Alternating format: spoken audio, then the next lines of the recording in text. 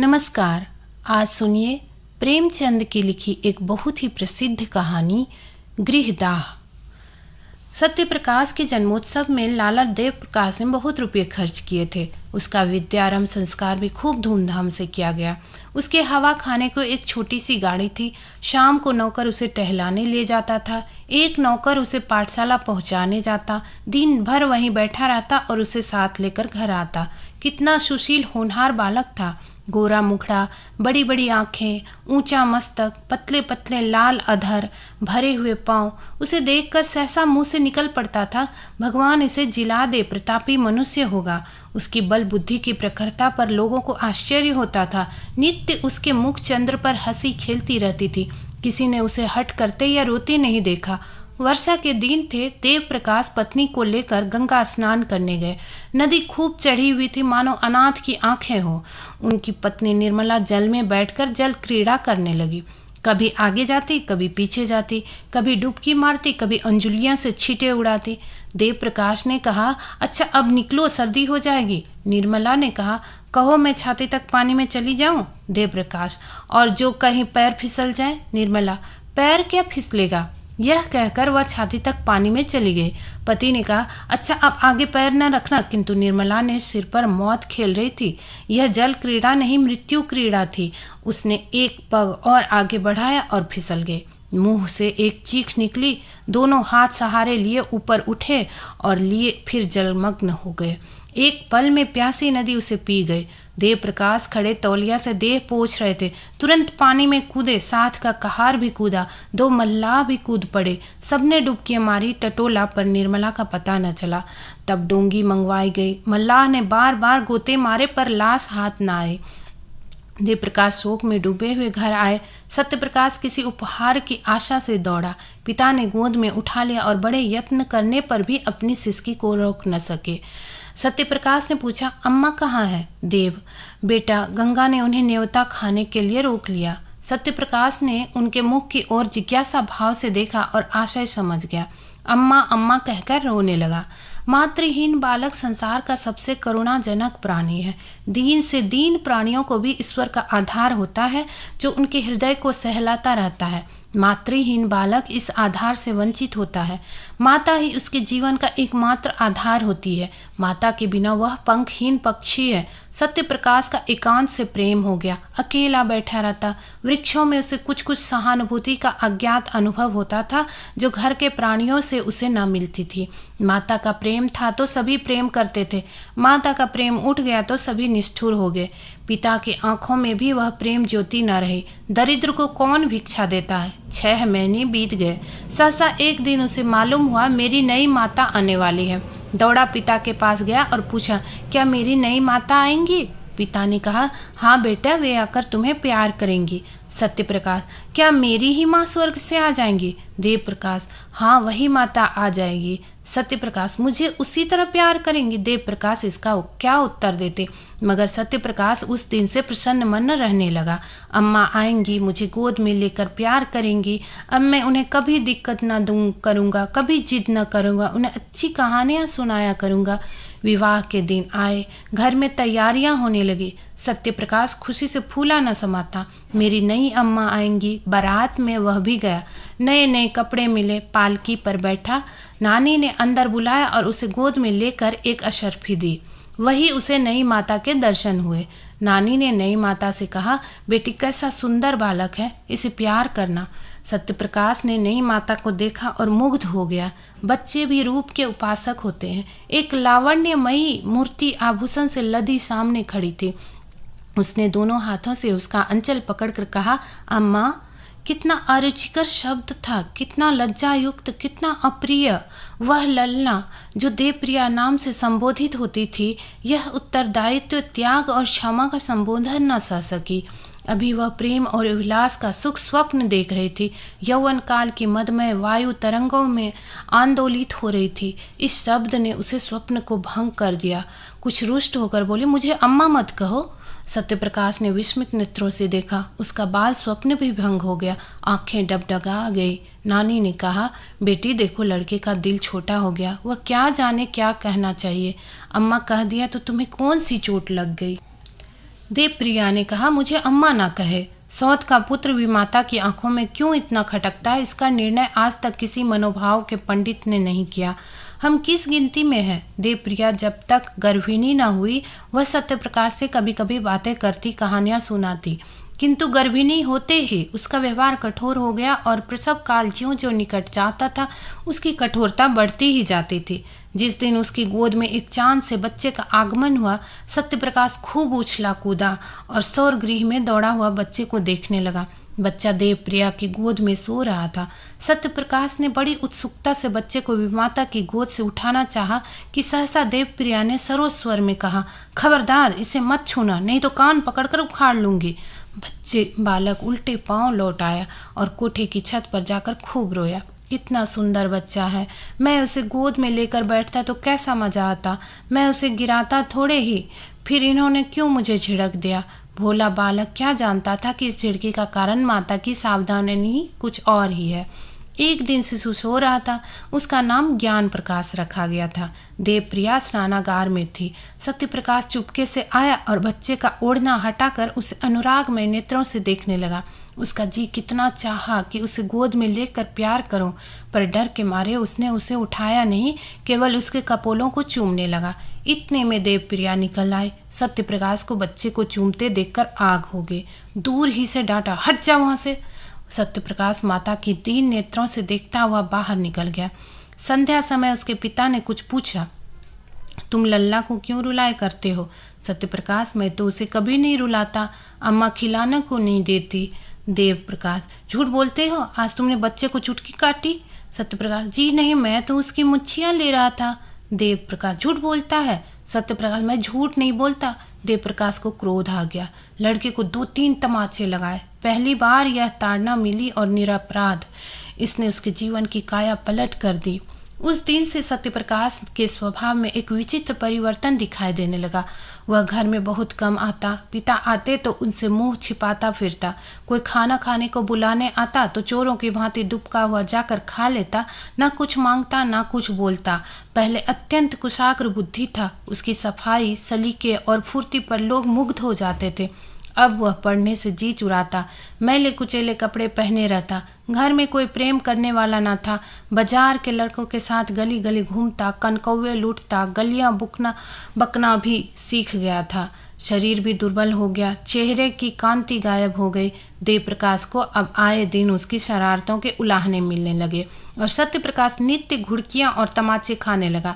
यहाँ तक कि अगर वह घर में किसी काम से चला जाता तो सब लोग दूर दूर करके दौड़ाते। ज्ञान प्रकाश को पढ़ाने के लिए मास्टर आता था। देवप्रकाश उसे रोज सैर कराने साथ ले जाते। हंसमुख लड़का था। देवप्रिया उसे सत्यप्रकाश के साथ से भी बचाती रहती थी। दोनों लड़कों में कितना अंतर था। एक साफ सुथरा सुंदर कपड़े पहने, शील और विनय का पुतला, सच बोलने वाला, देखने वालों के मुंह से अनायास ही दुआ निकल जाती थी। दूसरा मैला नटखट, चोरों की तरह मुंह छिपाए हुए, मुंहफट, बात बात पर गालियां बकने वाला। एक हरा भरा पौधा था, प्रेम से प्लावित, स्नेह से विसिंचित। दूसरा सूखा हुआ, टेढ़ा, पल्लवहीन नव वृक्ष था जिसकी जड़ों को एक मुद्दत से पानी नहीं नसीब हुआ। एक को देखकर पिता की छाती ठंडी होती थी, दूसरे को देखकर देह में आग लग जाती थी। आश्चर्य यह था कि सत्यप्रकाश को अपने छोटे भाई से लेश मात्र भी ईर्ष्या न थी। अगर उसके हृदय में कोई कोमल भाव शेष रह गया था तो वह अपने भाई के प्रति स्नेह था। उस मरुभूमि में यही एक हरियाली थी। ईर्ष्या साम्य भाव की द्योतक है। सत्यप्रकाश अपने भाई को अपने से कहीं ऊंचा, कहीं भाग्यशाली समझता था। उसमें ईर्ष्या का भाव ही लोप हो गया था। घृणा से घृणा उत्पन्न होती है, प्रेम से प्रेम। ज्ञान भी बड़े भाई को चाहता था। कभी कभी उसका पक्ष लेकर अपनी माँ से वाद विवाद कर कहता, भैया की अचकन फट गई है, आप नई अचकन क्यों नहीं बनवा देती माँ? उत्तर देती, उसके लिए वही अचकन अच्छी है, अभी क्या कभी तो वह नंगा फिरेगा। ज्ञान प्रकाश बहुत चाहता था कि अपने जेब खर्च से बचाकर कुछ अपने भाई को दे, पर सत्य प्रकाश कभी इसे स्वीकार न करता था। वास्तव में जितनी देर वह छोटे भाई के साथ रहता उतनी देर उसे एक शांतिमय आनंद का अनुभव होता। थोड़ी देर के लिए वह सद्भावों के साम्राज्य में विचरने लगता।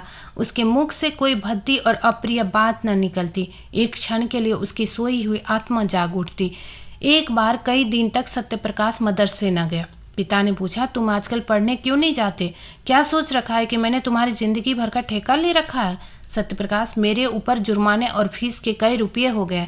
जाता हूँ तो दर्जे से निकाल दिया जाता है। देवप्रकाश, फीस क्यों बाकी है? तुम तो महीने महीने ले लिया करते हो ना। सत्यप्रकाश, आए दिन चंदे लगा करते हैं, फीस के रुपये चंदे में दे दिए।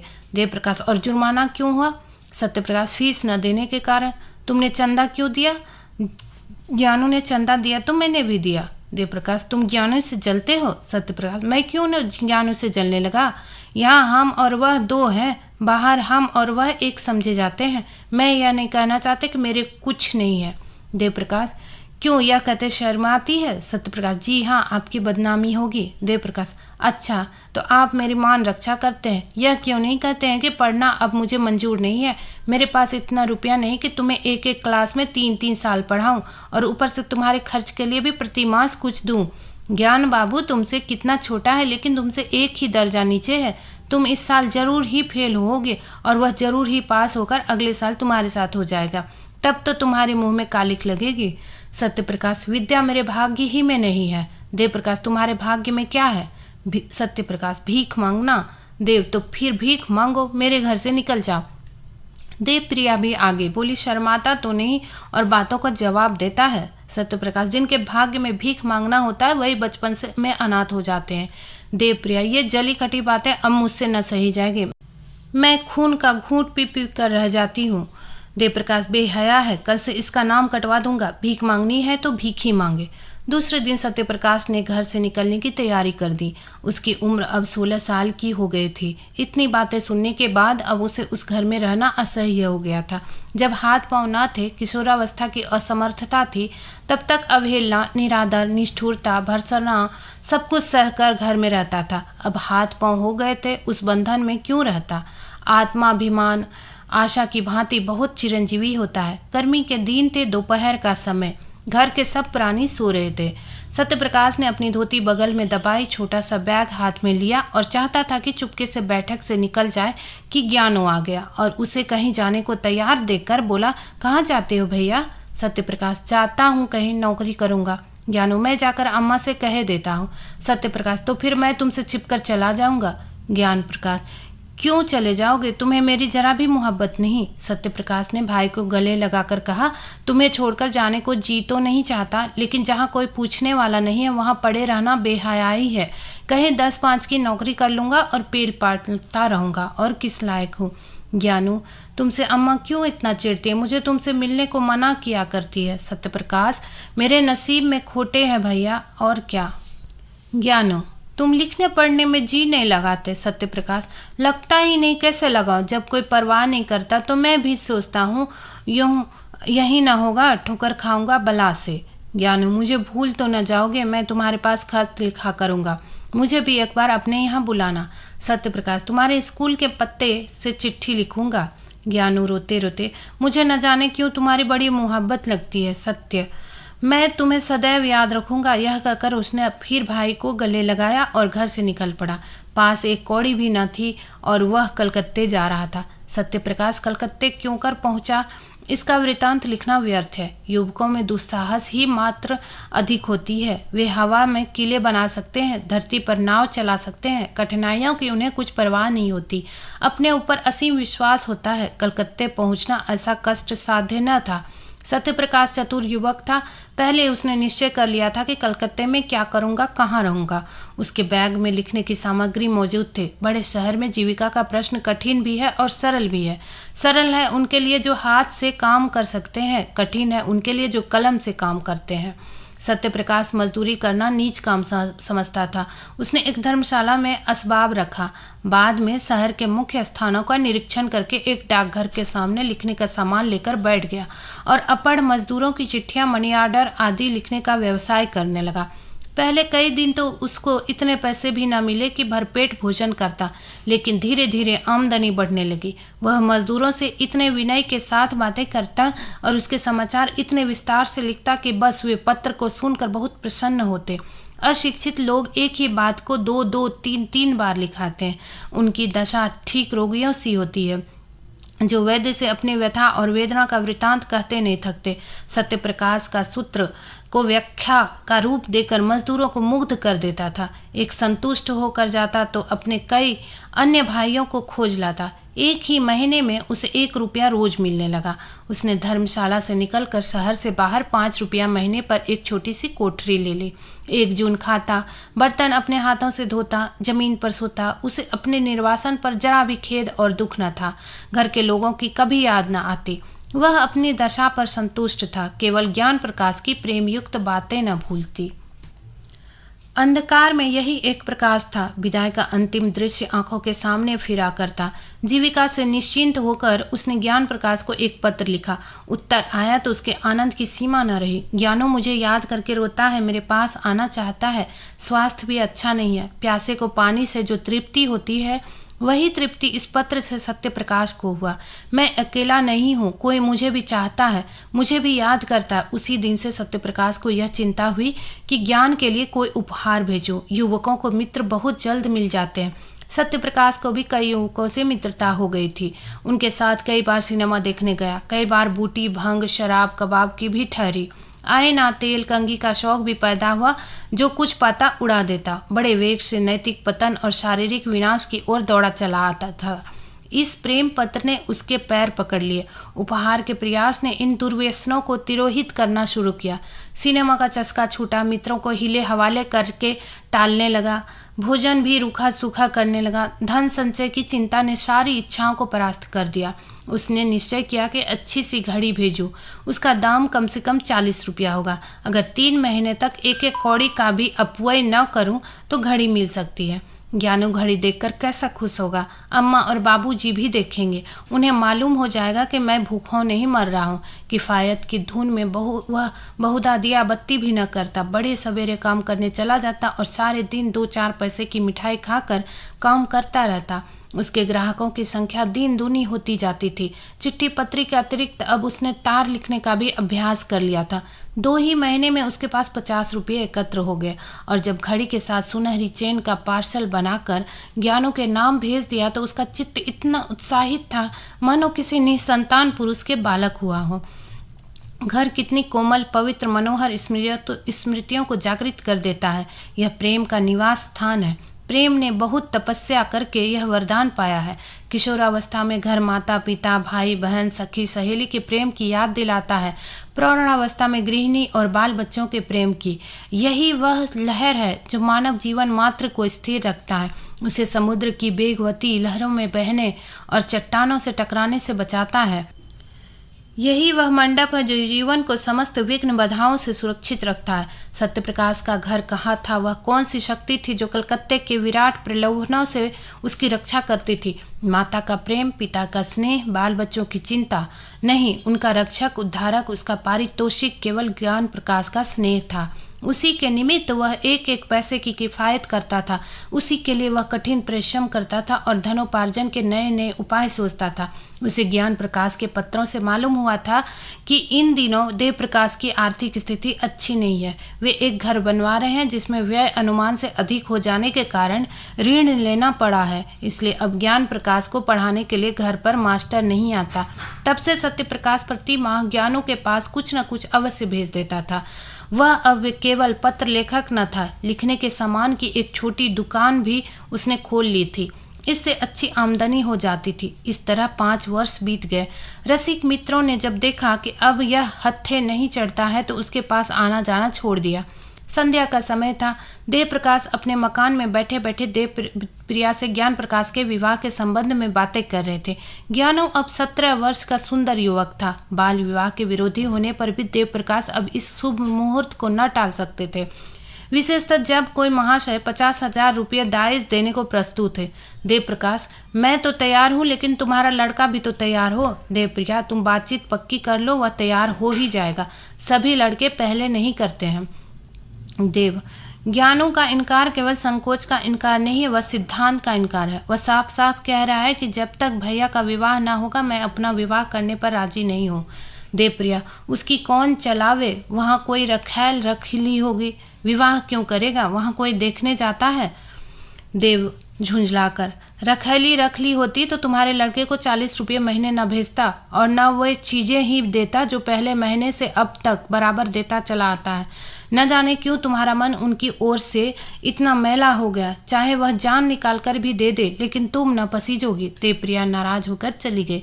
देवप्रकाश उससे यही कहलाना चाहते थे कि पहले सत्यप्रकाश का विवाह करना उचित है, किंतु वह कभी इस प्रसंग को आने ही न देती थी। स्वयं देवप्रकाश की यह हार्दिक इच्छा थी कि पहले बड़े लड़के का विवाह करे, पर उन्होंने भी आज तक सत्यप्रकाश को कोई पत्र न लिखा था। देवप्रिया के चले जाने के बाद उन्होंने आज पहली बार सत्यप्रकाश को पत्र लिखा। पहले इतने दिनों तक चुपचाप रहने के लिए क्षमा मांगी, तब उसे एक बार घर आने का प्रेमाग्रह किया। लिखा, अब मैं कुछ ही दिनों का मेहमान हूँ। मेरी अभिलाषा है कि तुम्हारा और तुम्हारे छोटे भाई का विवाह देख लो। मुझे बहुत दुख होगा यदि तुम मेरी विनय स्वीकार न करोगे। ज्ञान प्रकाश के असमंजस की बात भी लिखी।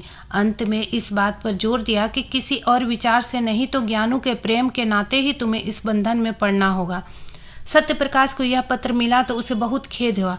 मेरे भ्रातृ स्नेह का यह परिणाम होगा मुझे न मालूम था। इसके साथ ही उसे यह ईर्ष्या में आनंद हुआ कि अम्मा और दादा को अब तो कुछ मानसिक पीड़ा होगी। मेरी उन्हें क्या चिंता थी, मैं तो मर भी जाऊं तो भी उनकी आंखों में आंसू न आए। 7 वर्ष हो गए, कभी भूल कर भी पत्र न लिखा कि मरा है या जीता है।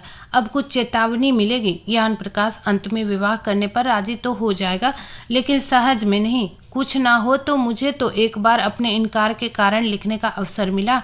ज्ञानू को मुझसे प्रेम है, लेकिन उसके कारण मैं पारिवारिक अन्याय का दोषी न बनूंगा। हमारा पारिवारिक जीवन संपूर्णतः अन्यायमय है।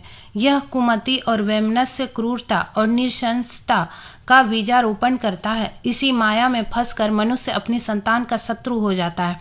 न मैं आंखों देखकर यह मक्खी न निकलूंगा। मैं ज्ञानों को समझाऊंगा अवश्य। मेरे पास जो कुछ जमा है वह सब उसके विवाह में के निमित्त अर्पण भी कर दूंगा। बस इससे ज्यादा मैं और कुछ नहीं कर सकता। अगर ज्ञानों भी अविवाहित रहे तो संसार कौन सूना हो जाएगा। ऐसे पिता का पुत्र क्या वंश परंपरा का पालन न करेगा? क्या उसके जीवन में फिर वही अभिनय न दोहराया जाएगा जिसने मेरा सर्वनाश कर दिया? दूसरे दिन सत्यप्रकाश ने 500 रुपया पिता के पास भेजे और पत्र का उत्तर लिखा कि मेरा अहोभाग्य जो आपने मुझे याद किया। ज्ञानू का विवाह निश्चित हो गया, इसकी बधाई। इन रुपयों से नववधू के लिए कोई आभूषण बनवा दीजिएगा। रही मेरे विवाह की बात, मैंने अपनी आंखों से जो कुछ देखा है और मेरे सिर पर जो कुछ बीता है उस पर ध्यान देते हुए यदि मैं कुटुंब पाश में फंसूं तो मुझे बड़ा उल्लू संसार में कोई ना होगा। मुझे आशा है आप मुझे क्षमा करेंगे। विवाह की चर्चा ही से मेरे हृदय को आघात पहुंचता है। दूसरा पत्र ज्ञान प्रकाश को लिखा कि माता पिता की आज्ञा को सिरोधार्य करो। मैं अपढ़ मूर्ख बुद्धिहीन आदमी हूँ। मुझे विवाह करने का कोई अधिकार नहीं है। मैं तुम्हारे विवाह के शुभोत्सव में सम्मिलित ना हो सकूंगा, लेकिन मेरे लिए इससे बढ़कर आनंद और संतोष का कोई विषय नहीं हो सकता। देवप्रकाश यह पढ़कर अवाक रह गया। फिर आग्रह करने का साहस न हुआ। देवप्रिया ने नाक सिकोड़कर कहा, यह लौंडा देखने को सीधा है, जहर का बुझाया हुआ। कैसा 100 कोस से बैठा हुआ बर्छियां से छेद कर रहा है। किंतु ज्ञान प्रकाश ने यह पत्र पढ़ा तो उसे मर्माघात पहुंचा। दादा और अम्मा के अन्याय ने ही उन्हें यह भीषण व्रत धारण करने पर बाध्य किया है। इन्हीं ने उन्हें निर्वासित किया है और शायद सदा के लिए। न जाने अम्मा को उनसे क्यों इतनी जलन हुई। मुझे तो अब याद आता है कि किशोरावस्था ही से वे बड़े आज्ञाकारी, विनयशील और गंभीर थे। अम्मा की बातों का उन्हें जवाब देते नहीं सुना।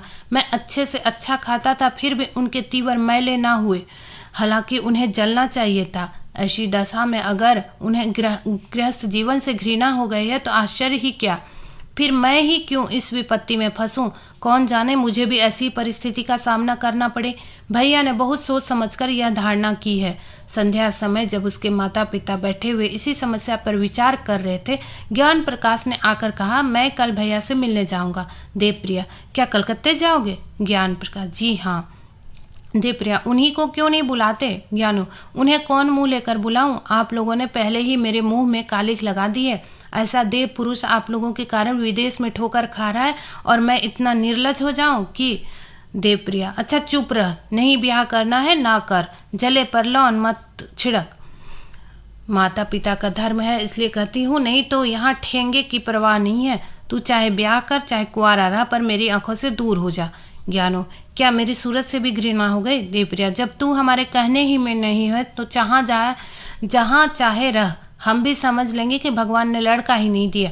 देव प्रकाश, क्यों व्यर्थ में ऐसे कटु वचन बोलती हो? ज्ञानो, अगर आप लोगों की यही अच्छा इच्छा है तो यही होगा। देव प्रकाश ने देखा कि बात का बतंगड़ हुआ चाहता है, ज्ञान प्रकाश को इशारे से टाल दिया और पत्नी के क्रोध को शांत करने की चेष्टा करने लगे।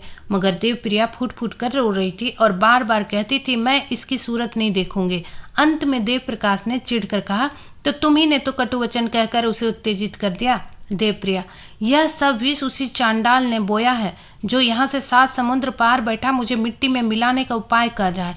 मेरे बेटे को मुझसे छीनने के लिए उसे यह प्रेम का स्वांग भरा है। मैं उसी नस नस पहचानती हूँ। उसका यह मंत्र मेरी जान लेकर छोड़ेगा, नहीं तो मेरा ज्ञानो, जिसने कभी मेरी बात का जवाब नहीं दिया, यो मुझे न जलाता। देवप्रकाश, अरे तो क्या वह विवाह ही न करेगा? अभी गुस्से में अनाप शनाप बक गया है, जरा शांत हो जाएगा तो मैं समझाकर राजी कर दूंगा। देवप्रिया, मेरे हाथ से निकल गया। देवप्रिया की आशंका सत्य निकली।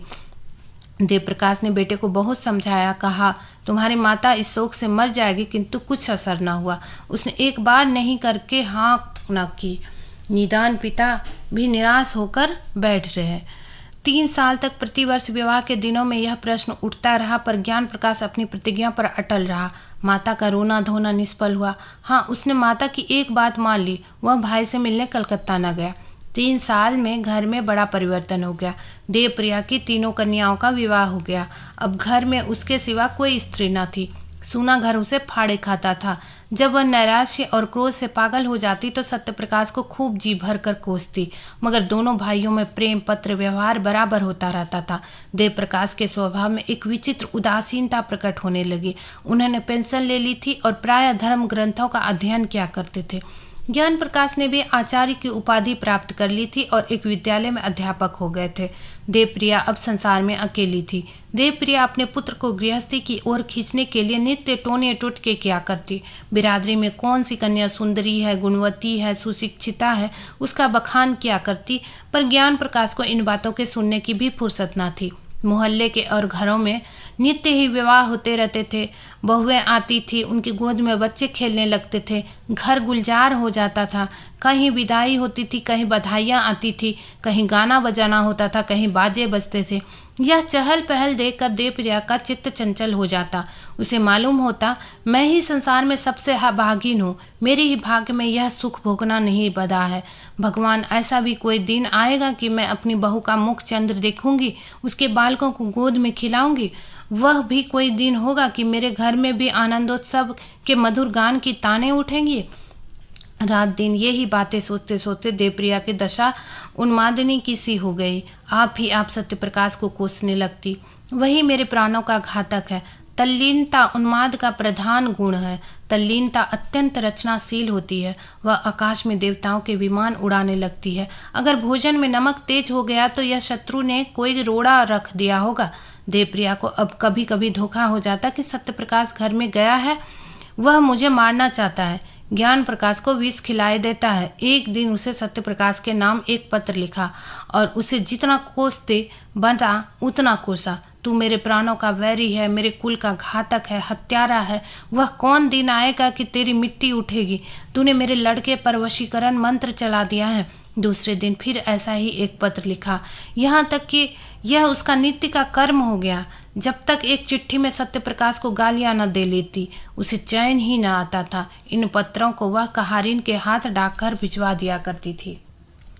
ज्ञान प्रकाश का अध्यापक होना सत्यप्रकाश के लिए घातक हो गया। परदेश में उसे यही संतोष था कि मैं संसार का निराधार नहीं हूँ। अब यह अवलंब भी जाता रहा। ज्ञान प्रकाश ने जोर देकर लिखा, अब आप मेरे हेतु कोई कष्ट ना उठाएं। मुझे अपने गुजर करने के लिए काफ़ी से ज़्यादा मिलने लगा है। यद्यपि सत्यप्रकाश की दुकान खूब चलती थी, लेकिन कलकत्ते जैसे शहर में एक छोटे से दुकानदार का जीवन बहुत सुखी नहीं होता। 660-70 रुपये की मासिक आमदनी होती ही क्या है। अब तक तो जो कुछ बचाता था वह वास्तव में बचत न थी बल्कि त्याग था। एक वक्त रूखा सूखा खाकर एक तंग आर्द्र कोठरी में रहकर 25-30 रुपये बच रहते थे। अब दोनों वक्त भोजन करने लगा, कपड़े भी जरा साफ पहनने लगा, मगर थोड़ी ही दिनों में उसके खर्चे में औषधियों की एक मद बढ़ गई और फिर वही पहले किसी दशा हो गई। वर्षों तक शुद्ध वायु, प्रकाश और पुष्टिकर भोजन से वंचित रहकर अच्छे से अच्छा स्वास्थ्य भी नष्ट हो सकता है। सत्य प्रकाश को भी अरुचि, मंदाग्नि और आदि रोगों ने आ घेरा। कभी कभी ज्वर भी आ जाता। युवावस्था में आत्मविश्वास होता है, किसी अवलंब की परवाह नहीं होती। वयोवृद्धि दूसरों का मुंह ताकती है, आश्रय ढूंढती है। सत्य प्रकाश पहले सोता तो एक ही करवट में सबेरा हो जाता। कभी बाजार से पुरियां लेकर खा लेता, कभी मिठाइयों पर टाल देता। पर अब रात को अच्छी तरह नींद ना आती, बाजारी भोजन से घृणा होती। रात को घर आता तो थक कर चूर चूर हो जाता था। उस वक्त चूल्हा जलाना, भोजन पकाना बहुत अखरता। कभी कभी वह अपने अकेलेपन पर रोता। रात को जब किसी तरह नींद ना आती तो उसका मन किसी से बातें करने को ललायत होने लगता, पर वहाँ निशांधकार के सिवा और कौन था। दीवालों के कान चाहे हो, मुंह नहीं होता। इधर ज्ञान प्रकाश के पत्र भी अब कम आते थे और वे भी रूखे। उनमें अब हृदय के सरल उद्गारों का लेश भी न था। सत्य प्रकाश अब भी वैसे ही भाव में पत्र लिखता था, पर एक अध्यापक के लिए भावुकता कब शोभा देती है। शनै शनै सत्य प्रकाश को भ्रम होने लगा कि ज्ञान प्रकाश भी मुझसे निष्ठुरता करने लगा है।